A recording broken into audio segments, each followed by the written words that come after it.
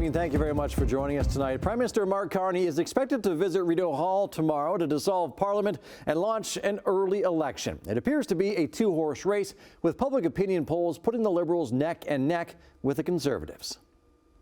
And joining us now is Brock political science professor Stefan Dolgert. With the election call expected tomorrow, Professor, how long will the campaign be, and what are you envisioning the next few weeks to even look like?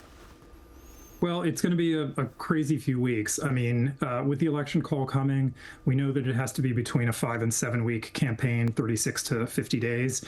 And the rumors seem to be that it's going to be on the shorter end of that. So probably April 28th or May 5th are going to be the likely dates for the election. Carney and the Liberals have made a remarkable comeback during this tariff drama and are leading the polls right now. How did this even happen?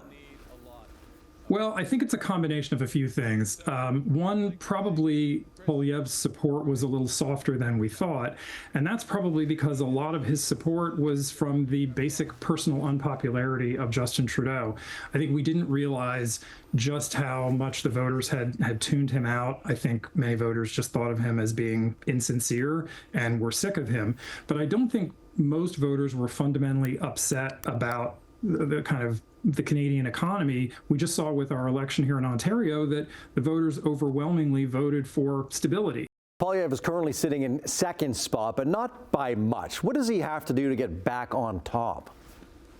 Yeah, I mean, in some ways, he's not doing terribly, although he's lost the lead in the polls that he'd had a number of weeks ago and months ago. Still, that number is around 37%, I think, by the polling average. That's quite a bit better than the Conservatives polled in the actual last 3 federal elections. So I think what he has to do is, he has to either find some kind of scandal or something to stick to Carney, make him seem like more of an elitist, make him seem weak versus Trump. The problem is that, in a way, his instincts are to go hard at Carney, to really kind of be the aggressive politician that he has been in the past, and that's made him a success. But the problem is that makes him sound more and more like Trump. Jagmeet Singh was in Hamilton this week getting the endorsement of the United Steelworkers, saying that the NDP is the only party that will stand up for workers' rights. But his party is in a distant third. Do they even stand a chance? Well, it's hard to see how they do stand a chance. They are losing momentum, sagging in the polls. It looks like right now, if the election were held today, that they'd be 5 or 6 percentage points behind where they were in the last federal election. Now, of course, a lot of the talk has been about Trump, his unpredictability. How much of a focus do you think battling Trump will be on the campaign trail? I think it has already been a major focus, and it will continue to be a major focus.